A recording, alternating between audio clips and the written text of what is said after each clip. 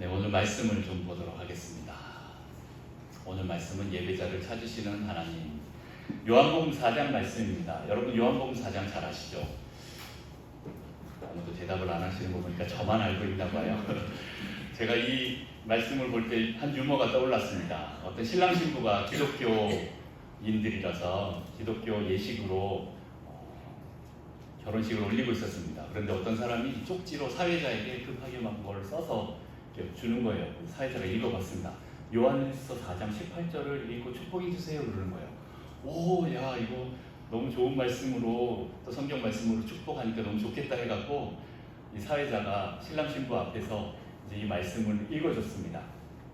문제는 이 사회자가 너무 당황했는 나머지 급하게 찾다 보니까 요한일서가 아닌 요한복음을 찾은 겁니다.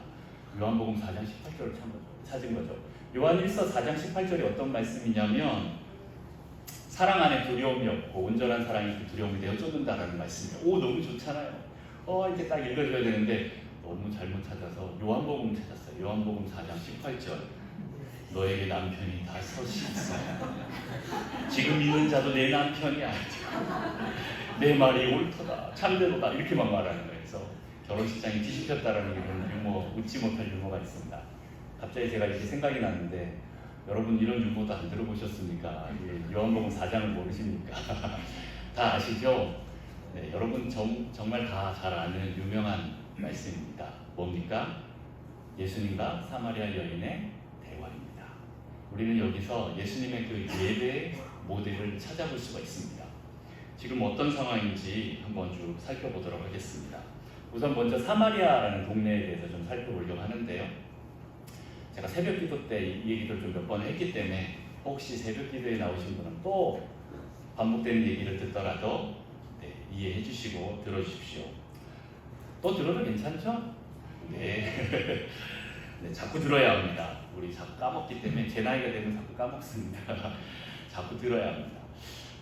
이스라엘은 솔로몬 왕국 이후에 북이스라엘과 남유다로 나뉘어졌습니다. 그건 아시죠? 네네. 아시는 고개 끄덕끄덕 해주시면 제가 피드백을 보면서 얘기합니다. 아니면 또 그 전까지 설명해야 됩니다. 네, 북이스라엘과 남유다로 이렇게 나눠졌습니다. 북이스라엘은 얼마 못 가서 아수르라는 나라에 침공을 당해서 망했고요. 남유다는 바벨론에 의해서 침공을 당해서 망했습니다. 근데 이 아수르의 정책은 어땠냐면 아수르 사람들을 자기가 침공한 그 나라에 갖다가 심어놨어요.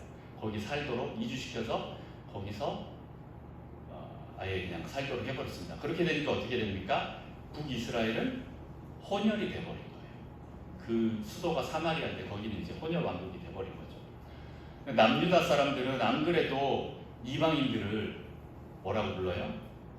네, 죄송합니다만 개처럼 취급했습니다. 개처럼 취급하는 그 이방인들이 와서 혼혈이 된 북이스라엘을 보고 남유다는 어떻게 했을까요? 손가락질을 하는 거죠. 네, 아주 개 취급을 하면서 그곳으로 지나가지도 않았습니다. 예수님 당시에도 예루살렘에서 이 갈릴리 위로 가려면 이렇게 사마리아를 지나서 올라가면 편합니다. 그런데 유대인들은 어떻게 합니까? 이 사마리아 안 거치려고 상종을 안 하려고 여리고로 내려가서 요단강을 따라서 이렇게 해서 갈릴리로 올라갔습니다. 이 쉬운 길을 놔두고 이렇게 빙 돌아가는 길들을 택했다라는 거죠. 사마리아 사람들도 이스라엘 하나님을 믿고 있는데 자기네 정통성을 인정 못 받고 혼혈이라고 손가락질 당하고 무시당하는 게 너무 싫었어요. 이런 상황 속에서 예수님이 그 제자들을 데리고 사마리아로 지나가는 겁니다. 아주 특별한 케이스인 거죠. 독특한 케이스입니다. 근데 거기 지나가다 한 여인을 만났습니다. 만나서 야, 물 좀 주세요 그랬더니 당신이 뭔데 나한테 물을 달라 그래요? 하면서 티격태격 얘기가 시작됩니다. 굉장히 가시가 있는 여자였어요. 그래서 막 얘기하다 보니까 결국에는 예수님이 야, 남편 데려와 이런 얘기까지 나옵니다. 아니 난 남편 없어요 그랬더니 오늘 했던 이 말씀들이 막 나오고 그러면서 당신 혹시 선지자입니까? 그러면 하면서 또 남편 얘기를 빨리 없애려고 예배 얘기로 넘어갑니다. 이 산이 맞습니까? 저 산이 맞습니까? 어디서 예배 드려야 됩니까? 하고 예배에 대한 논쟁으로 들어가게 되는 이야기입니다. 19절부터 제가 보겠습니다. 여자가 이르되 주여 내가 보니 선지자로소이다. 우리 조상들은 이 산에서 예배하였는데 당신들의 말은 예배할 곳이 예루살렘에 있다 하더이다. 예수께서 이르시되 여자여 내 말을 믿으라. 이 산에서도 말고 예루살렘에서도 말고 너희가 아버지께 예배할 때가 이르리라. 네, 이 말씀을 하십니다. 여자는 남편 얘기가 나오니까 화제를 다른 곳으로 돌렸습니다. 바로 우리 조상들은 이 산, 거기가 어딥니까? 그리심산이에요. 그리심산에서 우리 예배드렸는데 아니 당시 유대인들은 왜 예루살렘 시온성에서만 시온산에서만 예배드려야 한다고 합니까? 하나님 거기만 계십니까? 뭐 이렇게 얘기를 하는 거죠. 자, 그러면서 오늘 제 첫 번째 예배의 때와 장소에 대해서 한번 살펴보겠습니다. 예배의 장소에 대해서. 여러분 이 산입니까? 저 산입니까? 어디에 가서 우리 예배 드려야 합니까? 그리심산입니까? 예루살렘입니까? 아니면 우리 창동 북성실교회입니까? 네. 이 장소에 대한 부분을 얘기하려면 오늘 그 주보에 나와 있는 것처럼 단에서부터 좀 시작해야 됩니다. 이 단을 시작하려면 가인과 아벨까지 거슬러 올라가야 돼요. 제일 먼저 하나님을 예배하는 장면이 어디 나옵니까? 가인과 아벨이 단을 쌓고 거기서 하나님께 제사 지내는 장면이 나옵니다. 피의 제사를 지냅니다. 그리고 그 당시 사람들은 그렇게 제단을 쌓고 여호와의 이름을 불렀더라 이런 표현이 나옵니다. 하나님 예배하는 거죠. 하나님을 관계하고 교제하는 출발이 어디서부터 출발돼요? 단에서, 제단에서부터 출발이 됩니다. 그리고 나서 이제 나중에 출애굽 이후에 하나님께서 성막을 만드시고 그곳에서 거하십니다. 성막에서 하나님께서 거하십니다. 단은 개인 중심의 그런 예배의 장소가 되었고요. 이 성막은 어떻게 됩니까? 대단위적인, 나라 중심적인 그런 예배 장소가 되었습니다. 그래서 사람들은 성막을 떠나서는 예배하기가 어려웠습니다. 하나님을 만나려면 어디로 가야 돼요? 어디로요? 성막으로 가야 됩니다. 그렇게 또 성막이 시간이 지나고 나서 다윗의 장막을 지나고 나서 그 다음 어떻게 됩니까? 다윗의 아들인 솔로몬이 성전을 짓습니다. 성막을 몇 배로 뻥튀기 했을까요? 네, 성막은 작았습니다. 텐트였어요. 근데 그걸 10배로 뻥튀기 하는 게 성전입니다. 지금은 성전이 없기 때문에 우리가 그 규모를 알 수는 없지만 그 당시의 사람들은 그 성전을 보고 엄청나게 놀랐습니다. 네, 이야 하면서 건축물을 보고 놀랐어요. 그만큼 성전이 지어져서 성전에 나와야만 하나님을 예배하고 만날 수 있었습니다. 사마리아 여인도 이 장소에 대해서 얘기하는 거예요. 우리 여기서 안 되고 왜 꼭 그 성전에만 가야 되냐라고 얘기를 하는 거예요. 불평 원망을 하는 거죠. 예전에 북이스라엘의 여로보암 왕이 나라를 갈라놓고 봤는데 사람들이 자꾸 예배를 어디로 드리러 가요? 남유다에 있는 예루살렘으로 가는 거예요. 그래서 산당을 만듭니다. 산당을 만들어서 거기서 예배드려라 이렇게 얘기를 합니다. 어쨌든 그런 일들이 계속 일어납니다. 근데 문제는 바벨론 침공 이후에 어떻게 됩니까? 이 성전도 무너집니다. 성전이 완전히 무너져버려요. 파괴돼 버리는 거예요. 그래서 포로 시기에는 다 유대인들이 흩어졌다가 회당 중심으로 디아스포라를 형성해서 모였습니다. 그리고 랍비들이 거기서 교육을 하고 가르쳤더라는 거죠. 예수님 당시에는 제2성전이 지어졌었습니다. 그렇지만 그래도 회당 중심의 공동체는 계속 형성하고 유지했었습니다.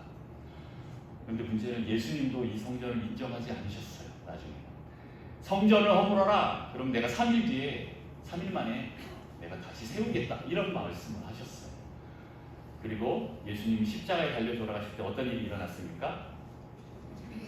휘장이 찢어졌습니다.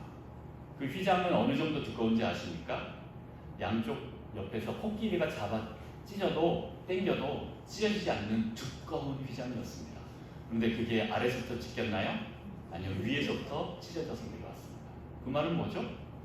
사람의 힘으로 찢을 수 없는 그 휘장이 위에서부터 아래로 찢었다는 건 하나님이 찢었다는 겁니다. 하나님이 찢었다는 건 뭐죠? 이 성소와 지성소의 그 경계를 이제 허물었다라는 거예요. 다시 말해서 내가 이제 여기에만 머물지 않겠다라는 것입니다.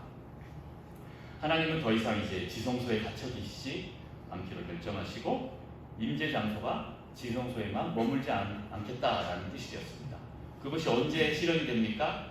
50일 뒤에 오순절날에 성령 강림 때 각 사람 마음에 하나님께서 임하시면서 그 일들이 이루어진 겁니다. 하나님 임하시는 곳은 원래 어디예요? 지성소예요. 지성소. 지성소 안에도 더 정확히 말하면 법궤고, 법궤에서도 이것까지는 모르겠네. 시은소라는 곳이 있습니다. 들어보셨습니까? 시은자라는 곳이 있습니다. 그룹이란 천사들 안에 시은소, 하나님 임재하는 곳에, 거기서부터 무엇이 출발됩니까? 불기둥과 구름기둥이 출발됩니다. 이 정도 다 알고 계셨죠? 네. 그렇습니다. 그렇게 거기 하나님이 임재하시고 했는데 이제 하나님이 그 경계를 허무셨어요. 그 말은 뭐예요? 내가 여기에만 있지 않고 나가겠다라는 뜻이 되었습니다. 어디서든 하나님을 예배드릴 수 있는 장소가 되었다라는 거죠. 동시에 반대로 누구든지 이제 지성소 안으로 들어올 수 있다라는 의미입니다. 이 휘장이 찢어졌다라는 것은, 문을 열었다라는 것은 누구든 이 지성소 안으로 들어올 수 있다라는 얘기입니다. 실은 거기는 누가 들어갑니까? 대제사장이 1년에 한 번만 들어가는 곳입니다. 그런데 하나님께서 뭐라고 하십니까? 이제는 그럴 필요 없어. 예수 그리스도를 통해서는 누구든지 언제 어디서든 다 들어올 수 있어 라는 그 의미를 주신 거예요. 그게 휘장이 찢어졌다라는 겁니다. 예수 그리스도만 의지하면 그 은혜의 보좌 앞에 당당히 바로 나갈 수 있다라는 뜻입니다. 자, 여러분, 우리의 예배의 장소에 대한 개념이 어떻게 변했습니까? 단에서 출발해서 성막과 성전과 회당과 교회를 거쳐서 이렇게 쭉 발전되는 그 모습을 봤습니다. 혹시 여러분은 어떻게 생각하고 계십니까? 하나님을 만나려면 어디로 가야 됩니까? 예배는 어디서 드려야 합니까? 네, 이제는 모든 것이 다 하나님을 예배하는 장소가 되었습니다. 아멘입니까? 네. 안 그러면 우리 지금도 예루살렘 가야 될 수도 있습니다. 네. 근데 예루살렘은 지금 성전이 없잖아요. 그래서 이스라엘 백성들이 지금 유대인들이 목숨 걸고 지금 하고 있는 것이 제3성전을 지으려고 합니다. 아시죠? 네. 그들이 이미 준비가 다 끝났습니다. 근데 그 장소에 뭐가 있어요? 이슬람 사원 모스크가 있어갖고 못 짓고 있는 거예요. 근데 지을 수는 있어요. 근데 지으면 3차 대전인 거죠. 네, 어쨌든 우리가 거기서 예배 드려야 한다 그러면 어떻게 됩니까? 우리는 거기 가야 됩니다. 네, 그런데 하나님께서 그 휘장을 찢고 나오셨고 어디에든 하나님께서 내가 함께 하겠다라고 말씀하시면서 그 임재의 장소를 확대시켜 버렸습니다. 지금 있는 교회 이 건물에 나와서 우리 예배 드려야 하나님 만날 수 있습니까? 네, 물론 여기서도 만날 수 있습니다. 하지만 내가 다른 곳에 있어도, 내가 어느 곳에 있어도 예배 드릴 수 있습니다. 아멘. 네. 혹시 지금 인터넷으로 이렇게 생중계를 보시면서 예배하시는 분 계십니까? 네, 분명히 있을 겁니다. 그분들이 교회에 나오지 못해서 거기는 예배 장소가 아닙니까? 아니요. 거기도 그들이 정말 마음을 다해서 하나님을 초청하고 하나님께 예배드리고 있으면 여기가 지성소가 됩니다. 여러분 걱정하지 마시고 예배드리십시오. 네, 그렇습니다. 자, 그럼 또 때에 대한 부분이 있습니다. 예배 시간에 대한 부분입니다. 예배 시간은 언제입니까? 주일날 이 11시에 여기 나와야만, 이때만이 예배 시간입니까? 아니면 안식일에만 꼭 주일 성수를 해야만 그때 예배를 드릴 수가 있습니까? 우리는 언제든 예배 드릴 수 있습니다. 오늘 23절에 보면 곧 이때라 라고 예수님께서 말씀하십니다. 그 말은 뭡니까? 항상 현재라는 거예요. 항상 현재. 항상 지금이다 라고 하는 것입니다. 여러분이 예배 드려야 할 그때가 언제입니까? 지금인 거예요. 일주일 뒤에, 우리 예배가 끝나고 일주일 뒤에 그때까지 예배 시간 어떻게 기다려? 아닙니다. 여러분 일주일 내내 예배 드릴 수 있습니다. 이해되시죠? 네, 항상 그 모든 시간들을 다 열어놨습니다. 혹시 우리가 너무 오래 종교 생활을 하다 보니까 이런 틀들이 생긴 것은 아닌지요. 우리 이 틀과 형식을 뛰어넘어서 하나님을 만나야 합니다. 이것이 있어도 하나님을 만날 수 있지만 없어도 우리는 하나님을 만날 수 있어야 합니다. 아멘이십니까? 네. 좀 더우시죠? 괜찮으세요? 네. 자, 그러면 예배의 대상이 누구입니까? 예배의 대상, 네, 당연히 하나님이시겠죠. 그런데 오늘 예수님은 뭐라고 말씀하시는지 한번 볼까요? 우리 21절 다 같이 한번 읽어봅니다. 시작. 예수께서 이르시되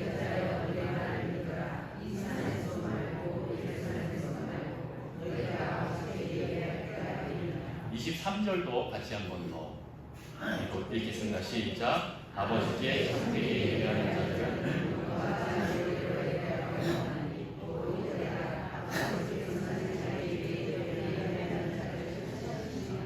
아멘. 예수님은 예배의 대상을 누구라고 합니까? 흔히 얘기하는 여호와 하나님이라고 말하지 않습니다. 누구라고 얘기해요? 아버지라고 얘기합니다. 아버지. 우리의 예배 대상은 아버지입니다. 그러면 예배드리는 나는 누구입니까? 아멘. 네. 누가 아버지께 예배 드릴 수 있는 자격이 있나요? 자녀입니다. 아들, 딸들입니다. 여러분은 누구십니까? 아멘. 네. 먼저 우리가 하나님과 나와의 관계가 형성이 되어야 우리는 예배 드릴 수 있습니다. 예수님이 이 땅에 오신 이유 중 하나가 바로 하나님을 아버지라고 부르게 하기 위해서 오셨습니다. 아버지는 아직도 자기에게 예배할 자녀들을 찾고 계십니다. 여러분은 자녀입니까? 자녀로서 어떻게 예배 드립니까? 저희 아들이 있습니다. 아들이 지금 저보다 키가 더 크고 몸무게도 저보다 더 많이 나가는 아주 등치 큰 아들이 있습니다. 근데 저 아들이 태어날 때는 3kg도 안 됐습니다. 조금 했습니다. 그러니까 1살, 2살 때는 얼마나 작고 귀여웠겠습니까? 근데 제가 퇴근하고 문을 딱 열고 들어오면 이 1살, 2살 된 이제 막 겨우 뛰어다니는 아들이 말도 잘 못합니다. 겨우 아빠, 엄마 이렇게 하는 아들이 어떻게 합니까? 제가 딱 들어오면 거실에서부터 쩌르륵 달려와서 현관 앞에서 어떻게 합니까? 저를 반겨주는데 반겨주는 게 어떻게 반겨줍니까? 아버님 오셨습니까? 이렇게 했을까요? 별일 없으셨습니까? 저희 아들은 막 춤을 춥니다. 막 이렇게 추면서 엉덩이도 하고 막 계단 춤도 추고 막 춤을 추면서 아빠 막 이럽니다. 네, 이거보다 더 했습니다. 그 아들이 그렇게 저를 반겨주고 환영하면 제가 어떻겠습니까? 네, 오늘 받았던 모든 스트레스와 그 피로가 한 번에 다 씻겨버립니다. 그리고 그 아들을 번쩍하면서 어이구 우리 아들 하면서 뽀뽀하면서 거실로 들어옵니다. 네, 아들의 그 춤 한 번에 저의 모든 것이 다 씻겨지고 완전히 제가 새로운 사람이 됩니다. 아들은 저의 기쁨입니다.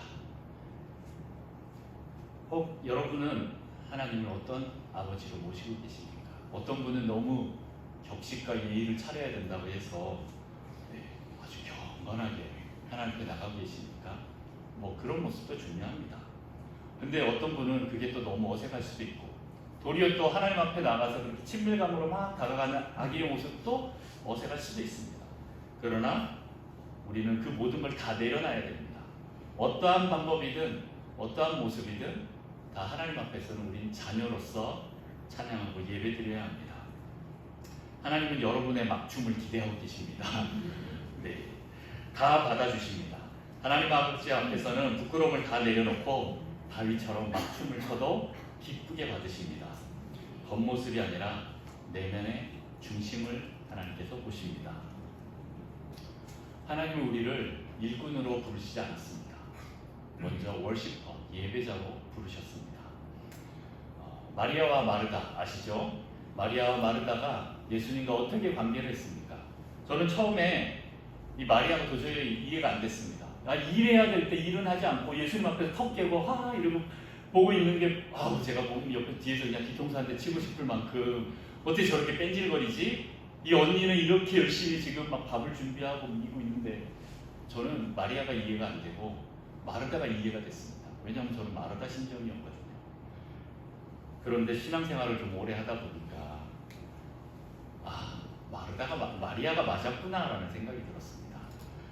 마르다는요 자기 일은 참 열심히 잘했습니다. 그런데 예수님과 저만치 떨어져서 그 친밀감이 없었어요. 시간이 지나면 어떻게 됩니까? 그런 사람들은 일만 열심히 하는 사람들은 번아웃이 옵니다. 탈진이 오게 되는 거죠. 내가 이렇게 열심히 주의 일을 했는데 왜 이렇게 되지? 왜 안 되지? 네. 은혜 없는 봉사는 번아웃을 일으킵니다. 먼저 하나님 앞에서 여러분 은혜를 받으십시오. 그렇게 은혜가 충만해지면 봉사할 힘이 생기고요. 그리고 그때는 즐겁게 기쁨으로 헌신하게 됩니다. 그러면 번아웃까지 가지는 않습니다. 항상 은혜를 먼저 채우고 봉사하십시오. 그러면 다른 사람들도 그 기쁨이 전염돼서 같이 즐거워질 것입니다. 아, 나도 저렇게 봉사하고 싶다. 이런 마음이 막 들 것입니다. 자, 어쨌든 여러분 자녀로서 아버지를 예배하는 은혜가 충만하시기를 축복합니다. 자, 그러면 세 번째 예배의 방법을 한번 보도록 하겠습니다. 예배의 방법 23절에 보면 영과 진리로 라고 나와 있습니다. 영과 진리로. 구번역에는 옛날 버전에 보면 신령과 진정으로 이렇게 나왔던 거 기억나시죠? 신령과 진정으로 예배 드려야 된다. 무슨 말입니까? 네, 영 안에서 진리 안에서 예배 드려라 라는 말입니다. 이 영은 성령을 의미하고요. 이 진리는 진리의 말씀을 의미합니다. 이것들을 가지고 우리 예배 드려야 한다라는 거죠. 예배는 성령의 인도하심을 받아야 합니다. 또한 성령은 진리의 말씀으로 인도하십니다. 그래서 우리는 예배 때 항상 성경을 가지고 와야 되는 거죠. 네, 어떤 분들은 성경을 놓고 오시는 분들도 계시죠. 앞에 다 틀어주시니까. 그런데 개인 성경을 뒤에 조금 비치해놨는데 항상 하다가 어떤 말씀이 있으면 찾아가야 돼요. 하나님 말씀을 주시면 하고 하나님 어떤 성경 말씀이죠 하고 볼 수 있을 만큼 항상 말씀을 가까이 두고 항상 이 진리의 말씀을 따라서 성령을 따라서 우리는 예배드려야 됩니다. 자, 이것이 이제 가장 베이직입니다. 영과 진리로 예배드리고 그 다음 두 번째 어떻게 예배드려야 됩니까? 예배 방법 찬양으로 우리 예배드릴 수 있습니다. 찬양 히브리어로 할라, 테힐라 여러 말들이 있습니다. 네, 그냥 다 내려놓고 흔히 우리가 생각하는 노래로 음악으로 찬양한다 이런 뜻이에요. 이런 뜻인데 시편 22편 3절에 보면 이스라엘 찬송 중에 계시는 주여 주는 거룩하시니이다 이렇게 말씀이 있습니다. 우리가 찬양할 때 하나님께서 거기에 임하신다라는 말이에요. 함께 하신다라는 거죠. 우리의 찬양을 하나님이 받으신다라는 거예요. 우리가 예배 드릴 때 무엇으로 무엇으로 예배해요? 어떻게 해요? 찬송으로, 찬양으로 하는 거예요. 우리의 노래로 하나님을 높여드리는 거예요. 음악으로 높여드리는 거죠. 그리고 할랄이라는 단어는 실은 자랑하다 이런 뜻이 있습니다.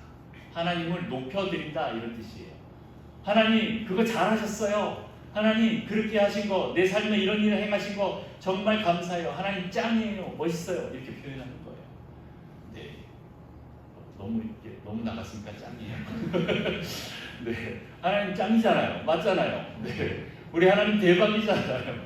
네, 그런 표현들을 하는 게 우리의 이 찬송의 방법이에요. 찬양의 방법이에요. 그게 이제 우리가 음악을 통해서 하기도 하고 합니다.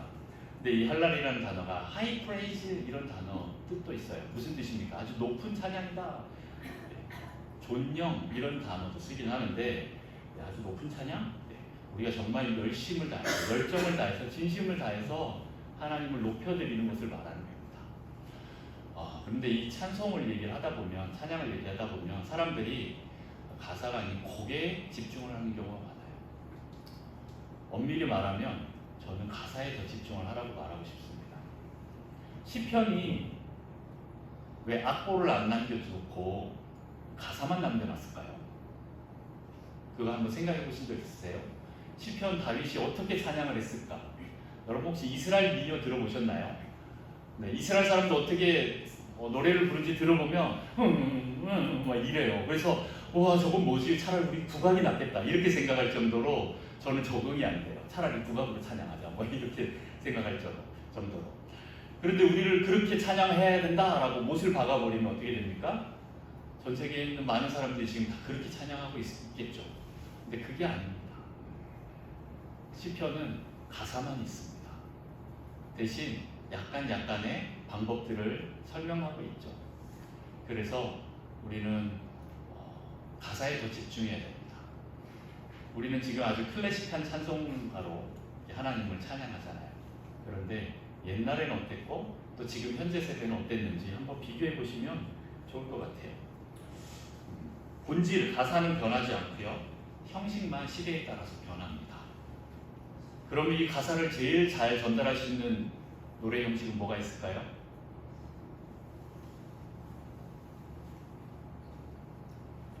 네. 요즘 젊은 사람들이 좋아하는 랩입니다. 랩이 아주 가사를 잘 전달할 수 있습니다. 음악적인 형식으로 하면 랩을 사용하면 정말 귀에 쏙쏙 박히게, 물론 이 나이가 되면 이제 뭔 말 하는지 하나도 안 들리긴 하는데 요즘 젊은 애들한테 랩으로 한번 찬양을 해보십시오. 애들이 귀에 쏙쏙 박힙니다. 네, 하나님이 하신 그 일들에 대해서 얼마나 잘 전달하고 있는지 그렇습니다. 근데 우리는 이미 그 랩이라는 것에 대해서 좀 믿지 않는 사람들이 그걸 하고 있기 때문에 이 거부감이 너무 큰 거죠. 근데 우리는 이것을 바꿔야 됩니다. 한 예로 이제 국악으로 드리는 찬양 혹시 들어보셨습니까? 그쵸, 많이 들어보셨죠. 국악은 원래 처음 뭐였죠? 우리 농악하잖아요. 진, 꽹과리, 장구, 북 이렇게 가지고 막 동네에서 북을 치고 장구를 치고 꽹과리 치고 징을 치고 하면서 노래를 부르잖아요. 그게 뭐 하는 거예요? 귀신 제사 지내는 거 아니에요. 네. 그런데 그것은 우리나라의 음악이었습니다. 우리나라 문화의 음악이었는데 하나님께서 어떻게 하십니까? 그것을 구속하시는 거예요. 네. 사단에게 빼앗겼던 그 음악을 하나님 것으로 다시 바꾸는 작업이 있으면 그걸로도 충분히 하나님을 찬양할 수가 있습니다. 네. 실은 우리가 부르는 이게 드리는 예배 드릴 때 피아노가 있지 않습니까? 피아노가 아닌 다른 악기가 들어오면 저거는 좀 세속적인 악기고 우리 피아노로 찬송을 해야 돼 라고 하시는 분들 계실 수 있어요. 하지만 이 피아노는 200년 전에 여러분 혹시 서부 영화 보셨습니까? 영화 보시면 술집에서 뭘로 노래 부르고 있죠? 피아노로 막 치면서 노래 부르고 있어요. 완전 세속적인 악기였던 거예요. 하지만 우리가 이것을 구속해서 하나님을 찬양하는 악기로 쓸 수 있는 거죠. 그것처럼 다른 어떠한 악기들도 사단에게 빼앗겼던 것들을 다시 가져와서 하나님의 영역으로 바꾸고 그것으로 하나님을 찬양할 수 있다는 겁니다. 근데 우리는 너무 여기에만 매여 있으면 안 됩니다. 실은 한 400년, 500년 전만 해도 어떻게 찬양했을까요? 피아노가 없었습니다. 오직 목소리로만 찬양합니다. 지금도 이제 어떤 교단에 가면 무반주파, 이런 반주파 이렇게 나눠집니다. 혹시 들어보셨습니까? 아주 경건한 교단에 가면 어떻게 하나님 찬양하는데 이런 악기로 반주할 수 있냐고, 오직 사람의 목소리로만 예배드리는 곳이 있어요. 네. 제가 말씀드리니까 좀 많이 깨죠. 네. 그런 경우인데 우리가 어떻게 발전했다라는 걸 보시면서 제가 계속 말씀드리는 것은 형식에 너무 얽매이지 말라라는 거예요. 어떤 틀에 얽매이지 말라라는 겁니다. 하나님을 찬양하는 아주 다양한 방법들이 있는데 왜 거기에 다 얽매여서 너는 맞고 너는 틀리고 나는 맞고 이렇게 다 결정을 해버립니다. 하나님이 받으시면 받으시는 건데 그렇습니다. 너무 얘기가 셉니까? 네, 그렇습니다. 그러나 이제 우리의 문화, 우리의 정서가 있습니다. 우리 이게 편한 사람들이 이렇게 가는 거죠. 계속 가는 거죠. 그렇다고 해서 하나님이 이 찬양 안 받으시는 거 아닙니다. 다 받으십니다. 그러나 우리는 조금 더 넓혀놓으면 좋을 것 같다라는 말입니다. 그 말은 성경대로, 그 말씀대로 여러분 찬양하라는 겁니다. 성경에는 어떻게 나옵니까? 네, 성경에는 어떻게 찬양하라고 나와 있어요? 네, 손뼉치며 큰 소리로, 네, 환호성을 지르며 높은 음으로, 네, 이런 게 다 나와 있잖아요. 무릎 꿇고 엎드리고. 왜 우리는 앉아서만 찬양합니까? 네, 무릎을 꿇을 수도 있고 서서 찬양할 수도 있고 춤추며, 네, 춤 다 춥니다. 성경에 보면 춤추라고 되어 있습니다. 춤추면서 하나님 찬양할 수 있고,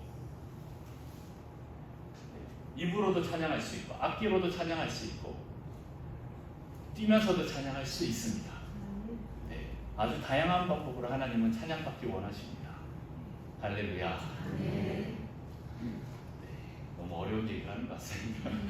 어쨌든 오늘 저녁 예배는 이렇게 찬양 예배를 드리려고 합니다. 따로 말씀을 설교 시간을 따로 특별하게 이렇게 가지지 않고 찬양 예배를 하려고 하는데, 그래서 인터넷 생중계와 녹화는 안 될 것 같아요. 현장에 나오신 분들만 그것을 이제 경험하고 같이 또 함께 공유할 수 있을 것 같습니다. 죄송합니다만 오늘 저녁에는 인터넷 생중계는 안 되고요. 여러분들이 다 나오셔서 함께 찬양했으면 좋겠습니다. 자, 어쨌든 예배를 통해서 우리의 하나님과의 관계가 회복이 되면 그 다음에 우리의 관계의 영역은 어떻게 됩니까?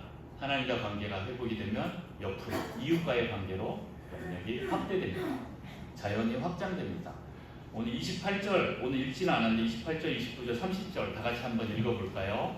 시작. 여자가 눈동이를 버려두고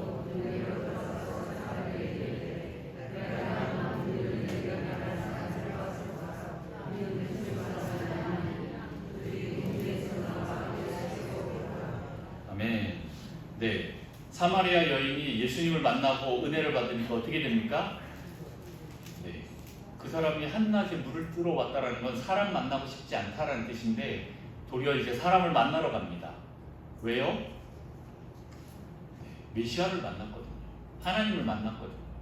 자기는 더 이상 이것을 감춰줄 수가 없어요. 그래서 어떻게 합니까? 나가서 전하게 됩니다. 사람들에게 여보세요, 여보세요. 제가 메시아를 만났어요. 한번 와보세요. 와서 보라. 이는 그리스도가 아니냐라고 말하고 있는 거예요. 그렇게 전도하는 것도 예배의 한 방법입니다. 로마서 15장 16절에 보면 사도 바울이 이방인들을 어떻게 삼아요? 제물로 삼는다는 표현이 있습니다. 여러분 다 제물입니다. 네, 여러분 다 껍질 벗기고 갓 뜨고 이제 다 분리해갖고 내장 떼내고 이렇게 해서 제물로 드려야 됩니다. 그 말입니까? 네, 여러분의 삶을 하나님께 드리는데 그게 예배라는 거예요. 이해가 되십니까? 네, 전도가 예배라는 거죠. 죄인이 돌아오는 것, 잃어버렸던 한 영혼이 돌아오는 것, 그것만큼 큰 예배가 없다. 그게 얼마나 큰 기쁨인지 아냐? 한 영혼이 돌아오면 천국에서는 잔치가 벌어진다. 이 말을 하고 있는 거예요. 그게 바로 하나님께 드리는 예배 중에 하나입니다. 기쁨의 예배, 이런 예배가 없다라는 거예요. 그래서 우리가 하나님을 알지 못하는 영혼들을 데리고 오는 것도 전도하는 것도 예배입니다. 네, 그 다음 또 다른 예배의 방법은 또 성도의 교제가 있습니다.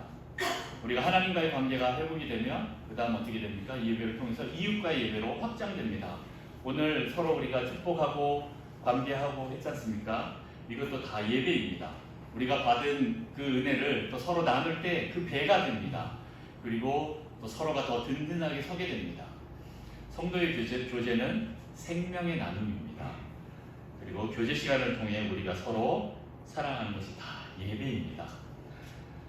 여러분 일주일에 한 번 예배 시간에 잠깐 와서 이렇게 인사하고 가는 것 그러지 않고 우리가 평소에도 더 많이 교제하길 원합니다.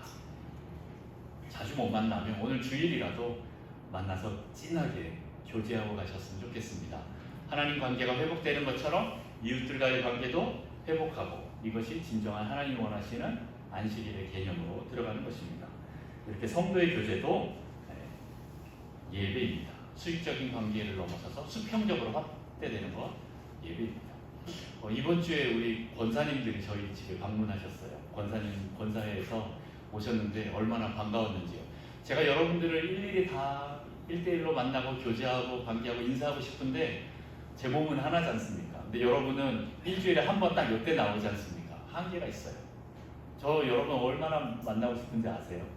그냥 악수만 하고 흙 가지만 아셨으면 좋겠어요. 그냥 인사하고 이왕이면 좀 얼굴도 보여주시고 그럼 너무 좋을 것 같아요. 근데 권사님들이 찾아오시니까 제가 얼마나 반가웠는지요.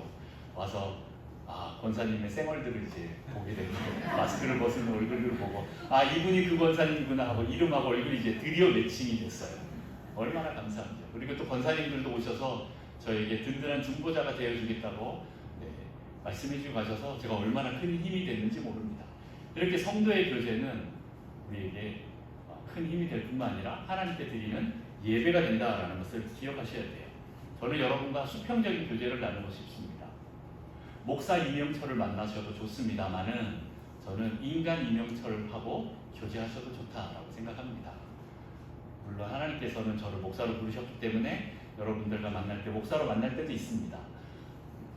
혹시 제가 목사가 잘못하면 어떻게 합니까? 네, 저한테 오지 마시고 하나님께 나가서 하십시오. 왜냐하면 하나님이 세우셨으니까. 그런데 인간 이명철을 만났을 때 목사님 그러지 말고 네, 이렇게 오셔서 친밀하게 저와 얘기하시면서 이거는 이런 거 아니에요? 저건 저런 거 아니에요? 이렇게 말할 수 있는 것은 우리가 인간적인 수평적인 관계이기 때문에 말할 수 있는 겁니다. 네. 그동안 목사를 너무 거룩하게만 보신 거 아닙니까? 혹시 목사님은 모든 것을 다 잘해야 되는 아주 슈퍼맨적인 그런 사람으로만 생각하시는 건 아닙니까? 그래서 내가 범접할 수 없는 목사님 이렇게 생각하는 거 아닙니까? 네, 아닙니다. 언제든 오셔서 저에게 인사하시고 먼저 자기를 소개해 주십시오. 저는 여러분에게 저를 먼저 소개했지 않습니까? 근데 이제 여러분이 이제 저한테 소개해 줄 차례입니다. 아시겠죠? 네, 그래서 오셔서 저와 같이 교제할 때 물론 저를 붙잡고 2시간, 3시간씩 얘기를 하면 저 이제 탈진합니다만 네, 그래도 서로 이제 조금씩이라도 같이 교제하면서 나가시면 좋을 것 같습니다. 그래야 우리가 서로 사랑해야 이것이 하나님께 올려드리는 예배라고 저는 생각하기 때문입니다. 자, 그 다음에는 선을 행하는 것이 하나님께 또 예배 드리는 방법입니다. 초대교회 때는 물건을 서로 나눴습니다. 네, 기억나시죠? 네, 초대교회 때는 서로 물건을 통용했습니다. 하나님과의 관계가 회복이 되고 나니까 그 다음 어떻게 합니까? 자기가 갖고 있는 것들을 옆에 있는 이웃들이 보이기 시작했습니다. 하나님과 관계가 회복이 되니까 옆에 있는 이웃들이 보이기 시작해서 자기가 갖고 있는 것들을 나누기 시작했습니다. 부자든 중산층이든 서민층이든 다 서로가 나눴습니다. 그리고 흘려보냈습니다. 그렇게 될 때 그 공동체는 어떻게 됩니까? 아주 풍성해지고 부유로워지고 그것을 통해서 하나님이 예배받으시는 것입니다. 선행을 할 때 구제하고 또 다른 사람들을 도와주고 하는 그 모든 것이 다 예배라는 것입니다. 그래서 여러분의 삶이, 나의 삶이 하나님께 드려지는 영적 예배라는 것을 기억하시고 여러분들의 삶으로 하나님을 예배하셨으면 좋겠습니다. 그래서 말씀대로 찬양하고 말씀대로 예배하십시오. 자, 예배는 하나님과 무엇입니까? 무엇일까요? 그래도 제가 항상 빈칸을 하나 놔두죠. 네, 볼펜을 들 시간입니다. 예배는 하나님과 사귑이다. 예배는 하나님과 교제이고 사귑입니다. 사귄다는 건 뭐죠? 연애한다는 겁니다. 연애할 때 어떻습니까? 여러분 연애 해보셨습니까? 네, 다 해보셨죠? 안 해보신 분들 죄송합니다만 네. 연애할 때는 어떻게 됩니까? 보통 특징이 일주일에 한 번만 와서 이렇게 무릎 꿇고 조용히 있다가 갑니까? 아니죠. 네. 연애하는 사람들의 특징 첫 번째, 자주 만납니다. 네. 두 번째, 오래 만납니다. 세 번째, 시끄럽습니다. 짜자자자자자 합니다. 뭔 얘기를 그렇게 할 게 많은지. 저희 아내하고 저하고 장거리 연애를 했습니다. 저는 제주도에 있고 저희 아내는 서울에 있고 어떻게 됐을까요? 전화통 불이 납니다. 장모님, 야, 그 전화비 뭐하고 비행기 타고 가겠다. 뭐 이렇게 할 정도로 전화를 많이 합니다. 뭐 그렇게 할 얘기가 많은지. 그런데 또 얘기를 하지 않고 침묵 가운데서도 대화가 됩니다. 이게 연애하는 사람의 특징이에요. 연애하지 않으면 침묵이면 너무 어색합니다만은 연애하는 사람들은 말하지 않고 그냥 가만히 같이 있어도 그게 대화가 되고 좋습니다. 이게 바로 연애하는 사람들의 특징입니다. 우리는 하나님과 어떻게 해야 됩니까? 연애해야 됩니다. 사귀어야 됩니다. 그렇기 때문에 이 예배는요, 역동적이라는 거죠. 예배는 역동적입니다. 흥분되고 소망되고 기대가 됩니다. 에덴 동산에서 하나님과 손잡고 거닌 것처럼 역동적이란 말입니다. 그리고 예배는 그래서 기쁘고 즐겁습니다. 시편 16편 11절에 보면 우리 같이 한번 읽어볼까요? 시작. 주께서 생명의 길을 보시니 주의 앞에는 충만한 힘이 있고 주의 오른쪽에는 영원한 즐거움이 있나이다. 아멘. 네, 주님의 보좌 앞으로 나아가면 즐겁습니다. 옛날에는 어떤 표현을 썼냐 하면 극락의 하나님 이런 표현을 썼습니다. 혹시 들어보셨습니까? 불교 용어 아니야? 뭐 이렇게 생각할 수 있는데 이것은 지극히 큰 기쁨이라는, 지극히 큰 즐거움이라는 뜻입니다. 하나님은 어떤 분이십니까? 즐거움. 하나님은 기쁨이 있는 분이에요. 그래서 우리는 그 하나님 앞에 나아가면 기쁘고 즐겁습니다. 그리고 또 다음 예배를 통해서 우리는 우리의 성품이 성장합니다. 하나님의 인격, 성품을 닮아가는 시간입니다. 아까 전에 사귄다, 연애한다라고 표현했죠. 사랑하는 사람은 어떻게 됩니까? 서로 닮습니다. 네, 부부는 서로 닮습니다. 저희 부부 보십시오. 얼마나 닮았는지. 네, 닮았다는 얘기 참 많이 듣습니다. 서로 계속 닮아갑니다. 저에게 없던 부족한 이 성품, 인격이 저희 아내를 통해서 채워지고 또 훈련되고 생깁니다. 저희 아내도 부족했던 그 성품이 저를 통해서 점점 온전해져 갑니다. 서로 함께할 때 이런 일이 생기는 거죠. 그래서 예배를 통해서 우리는 날마다 하나님 아버지를 닮아가고 성장하는 것이 정상입니다. 어떤 분은 나 예수를 30년, 40년을 믿었는데 성품에 변화가 없다? 그러면 문제가 있는 겁니다. 예수님을 만나면 만날수록 우리의 성품은 점점 더 예수님을 닮아가고 성장해야 합니다. 날마다 예수님 닮아가는 북성실 교회 여러분 되시길 축복합니다. 네. 마지막으로 하나님 아버지께 우리가 예배자를 찾으실 때 우리의 형식과 틀에 얽매이지 않았으면 좋겠습니다. 예를 들어서 아프리카에서 예배드리는 장면 혹시 보셨습니까? 혹시 아프리카 가보셨나요? 거기에 교회에 가보면 거기 있는 수많은 흑인들이 어떻게 예배를 드릴까요? 한 2시간씩 뛰면서 찬양하면서 예배드립니다. 보셨죠? 네. 아침 일찍 해가 뜨자마자 3-4시간씩 걸어서 교회를 나옵니다. 그렇게 나왔는데 딱 30분 예배드리고 갈까요? 아니요. 찬양만 2시간 합니다. 뛰어서. 어떤 사람은 막 앞에 먼저 가면 뒤에 이제 기차를 만들어갖고 한 명씩 따라가면서 하나님 찬양하면서 너무 즐겁고 행복해서 그들이 그렇게 막 찬양합니다. 그리고 말씀이 짧냐? 말씀도 1시간씩 합니다.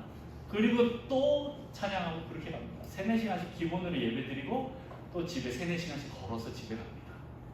그게 아프리카의 그런 문화입니다. 그들의 정서입니다. 근데 어떤 선교사님이, 한국 선교사님이 그곳에 가서 교회를 세웠습니다. 어떻게 예배드리고 있을까요? 아프리카 사람들이 다 정장을 입고 가만히 앉아서 우리가 드리는 이 예배, 주보에 나와 있는 그대로 예배드리고 있습니다. 어떤 것이 더 좋아 보입니까? 어떤 것이 더 아프리카적입니까? 뭐가 옳고 틀리고는 아닌데 저는 아프리카 사람들은 진짜 뛰면서 그들의 정서대로 찬양을 하는 게 맞다라고 생각합니다. 우리 그 마지막 글을 한번 읽어보겠습니다. 보화를 담은 그릇, 우리 같이 읽어봅니다. 시작. 보화를 담은 그릇, 진리는 변함이 없지만 시대에 따라 형식과 틀은 바뀔 수 있다. 그렇습니다. 보화, 진리는요 변할 수 없습니다. 변하지 않지만 그 보화, 진리를 담고 있는 그릇은 날마다 새로워져야 됩니다. 복음, 진리, 본질은 변하지 않습니다. 하지만 시대에 따라서 그 형식과 틀은 바뀌게 됩니다. 우리는 지금 양 잡고 소 잡고 그렇게 해서 예배드리지 않지 않습니까? 우리는 계속 새로워져야 합니다. 사도 바울도 이방인에 맞는 교회의 모습으로 다가갔기 때문에 선교가 가능해졌습니다. 아니면 우리는 지금도 유대인처럼 똑같이 그렇게 예배드려야 할 것 같습니다. 옛날에는 나도 꽤 획기적인 사람이었어, 개혁적인 모습이었어 라고 할 수도 있지만, 하지만 시간이 오래 지나면 그것도 하나의 관습이 되어버리고 고정관념이 되어버릴 수 있습니다. 그때는 맞지만 지금은 틀릴 수도 있습니다. 나의 오래된 습관과 형식, 틀이 오히려 개혁을 방해하는 경우가 있습니다. 좀 힘들지만 현재에 맞춰서 우리는 계속 변화되어야 합니다. 개혁교회가 항상 개혁해야 된다라는 그런 말 혹시 들어보셨습니까? 다 들어보셨죠? 네, 개혁교회는 항상 개혁되어야 합니다. 그렇지 않으면 우리는 라떼는 말이야 이런 말이 나오게 되는 다 늙어가는 유럽교회처럼 바뀔 수도 있습니다. 여러분, 하나님을 예배하는데 고정관념, 그 틀이 너무 많지는 않습니까? 무미건조한 그 종교 생활을 한 지 오래되지는 않았습니까? 예배는 나오는데 말씀을 읽고 기도는 하는데 감동은 없지 않습니까? 십자가를 묵상하는데 감동이 안 옵니까? 그러면 여러분 변화되어야 합니다. 그렇게 해야 될 때입니다. 그동안 우리의 믿음의 영역과 삶의 실천의 영역이 너무나 구별되는 경우가 많았습니다. 이것을 아주 이분법적인 사고방식으로서 교회와 세상을 분리해버렸기 때문에 그렇습니다. 예배는 주일에만 교회 나와서 예배드린다라고 생각하는 이 개념과 나머지 6일은 세상에 나가서 세상 사람처럼 똑같이 살아간다라고 구별해버린 것입니다. 그거는 무엇입니까? 하나님을 교회에 가둬버린 것입니다. 주중에도 세상에서도 하나님은 하나님이십니다. 세상에서도 하나님은 예배 받으시기에 합당하신 분이십니다. 우리는 그곳에서도 주중에도 모든 시간에도 그리스도인으로 살아야 합니다. 하나님을 가두지 말고 그곳에서 예배드려야 합니다. 변화되고 싶습니까? 기존의 틀을 깨십시오. 네. 저도 얼마 못 살았지만 어릴 때와 자라날 때와 또 지금과 이 모든 시간들이 바뀌면서 변화되면서 오늘도 새로운 하나님 계속 만나고 있습니다. 여러분은 어떻습니까? 여러분도 오늘도 새로운 하나님을 만나고 싶지 않습니까? 네. 물론 기존의 틀을 깨려면 아프고 힘들고 귀찮고 거북합니다. 다 압니다. 하지만 이대로 가다가는 유럽교회처럼 다 늙어서 죽어버릴 수도 있습니다. 끝나버릴 수도 있습니다. 저는 오징어 게임이라는 드라마를 보지 않았습니다만은 거기 나온 대사가 있습니다. 이런 말이 생각납니다. 이러다 다 죽어, 이런 말이 있습니다. 네, 여러분 기억하십시오. 네. 계속 내가 성장하지 않으면 그렇다고 해서 과거가 잘못됐다는 것은 아닌데 계속 발전하지 않으면 우리도 유럽교회처럼 될 수 있겠다는 생각을 해봅니다. 여러분, 날마다 새롭게 다가오시는 하나님을 영접하고 그 주님과 동행함으로 우리의 삶도 날마다 새로워지기를 축복합니다. 오늘도 새 노래로 하나님을 찬양하고 오늘도 새로운 예배를 드리기를 원합니다. 어제의 은혜가 아닌 오늘 새로운 은혜를 주시는 하나님을 만나는 북성수교회 여러분 되시기를 축원합니다.